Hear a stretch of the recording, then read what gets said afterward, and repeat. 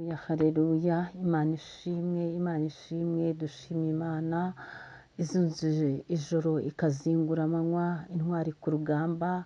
Imana ihabwa icyubahiro, twiramburiye amaboko. Ndagusuhuje mwene data aho uherereye hose, ni ukuri Imana ikunezeze muri aka kamwanya. Imana irebe neza uyu munsi, wakire kugira neza kw'Imana ku buzima bwawe. Natuye ineza y'Imana ku buzima bwawe, natuye umugisha mu biganza byawe, natuye umugisha ku bana bawe, mu rugo rwawe, natuye umugisha muri bizinesi yawe, natuye umugisha mu kazi kawe. Imana ikugire neza. Ndagushuje mwene data wowe tubana mu bihe byiza byo gusenga aho uherereye hose. Nshuti yanjye, abakristo dusengana mu itorero Elayon Mountain Church mu Rwanda, Yesu Kristo ashimwe. Tubanje Imana hose muri byose, tuyibanzirije ku babisha bacu. Imana ihabe ihatubere.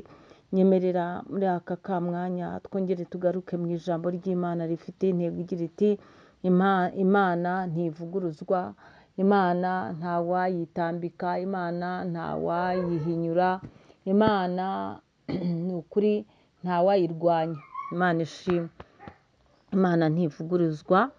Muri kumwe na Bishop Leonira, umushumba w'itorero Elayon Mountain Church mu Rwanda. Tubanje Imana hose muri byose. Nyemerera dusome ijambo ry'Imana riri mu gitabo cy'umuhanuzi Yesaya ibice 54. Dusome mu izina rya Yesu Kristo. Turasoma umurongo wa 15. Tugende dusome umurongo wa 17.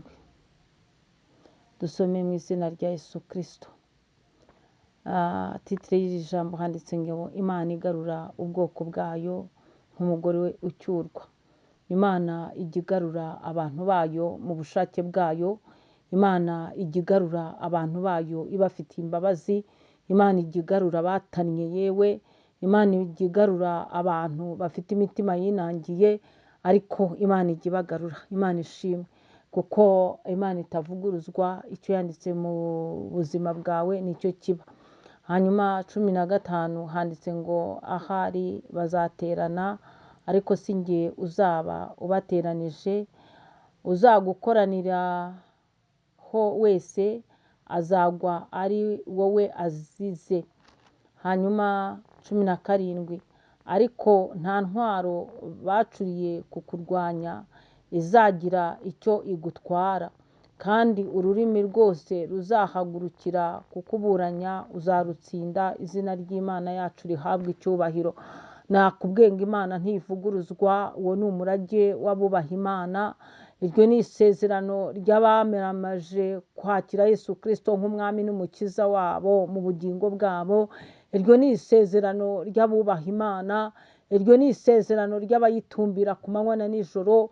Iryo ni isezerano ry'ababa mu bikari by'Uwiteka. Iryo ni isezerano ry'ababa mu bwihisho bw'ishobora byose. Iryo ni isezerano ry'abemera. Imana ishimwe. Ijambo riravuze ngo ahari bazaterana. Bivuga ngo abaterana baba bahari rwose. N'Imana ijya ibareba bateraniye kukugirira nabi ikabahinyura. Ahari bazaterana niko ijambo ry'Imana yacu rivuze. Nuko abaterana bafite imigambi mibi, abaterana bari gucukura ibyobo, abaterana batega imitego, abo ngabo baba bahari, ariko Imana ntivuguruzwa. Barabikora, Imana ikabihorera, byarangiza bikabapfira ubusa. Ari Imana rero iravuze, ivuganye natwe muri iki gitondo cya kare ngo ahari bazaterana rwose. Guterana ko bizabaho, guterana bazanahura rwose, basengere barye, ari wowe bariho bari gucurura imigambi mibi. Ariko ijambo rirambwiye ngo ahari bazaterana, ariko Imana ntivuguruzwa. Ntabwo bazavuguruza icyo Imana yavuze ku buzima bwawe. Ahari bazaterana rwose, ngo ariko si njye uzaba ubateranije. Uzagukoraniraho wese azagwa ari wowe azira. Akira ubu buhanuzi muri iki gitondo.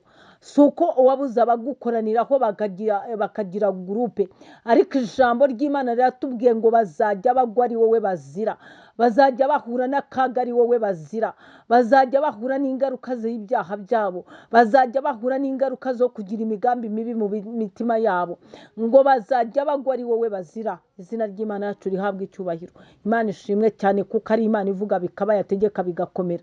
Hanyuma ku murongo wa 17 ngo ariko nta ntwaro bacuriye kukurwanya izagira icyo igutwara.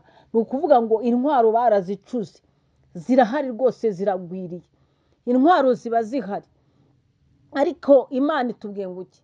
Ngo nta ntwaro bacuriye kukurwanya. Ni ukuvuga ngo kurwanywa nabyo biba bihari.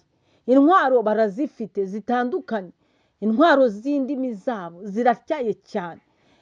Uzi ururimi rw'umuntu urimo kugushyashyariza, uzi ururimi rw'umuntu urimo kukubeshyera, uzi ururimi rw'umuntu uguteranya, uzi amaguru yihutira kujya kuguteranya, uzi ibikoresho. Intwaro ni nyinshi zirahari, ngo ariko nta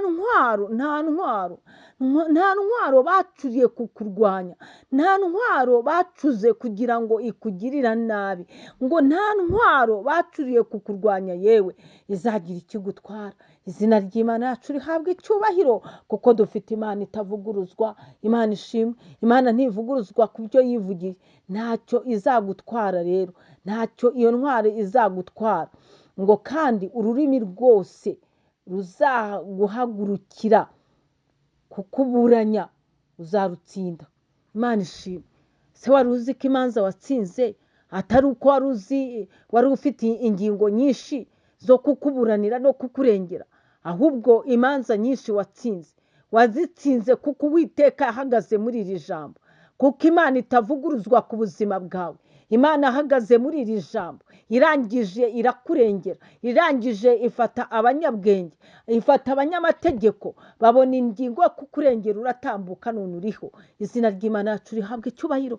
Dufite Imana itavuguruzwa. Imana ishimwe. Imana iravuze ngo nta ntwaro bacuriye kukurwanya izagira ikigutwara, ndetse n'ururimi rwose ruzahagurukira kukuburana uzarutsinda, kuko ari ijambo ry'Uwiteka Imana, kuko ari umurage w'abubaha Imana, kuko ari wo murage w'abagaragu b'Uwiteka. Imana ishimwe. Imana ihabwa icyubahiro.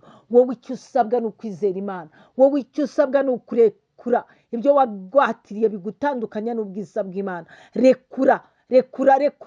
Rekura wizere Imana, rekura wegame mu gituza cya Yesu Kristo. Aragutabara kumara umubabaro. Amaboko ya Yesu Kristo ni magari cyane, arakurwanirira agere naho utazi. Imana ishimwe cyane. Icyo nakubwiraga ni kimwe, Imana ntivuguruzwa. Shalom, shalom, muhahe muronyi.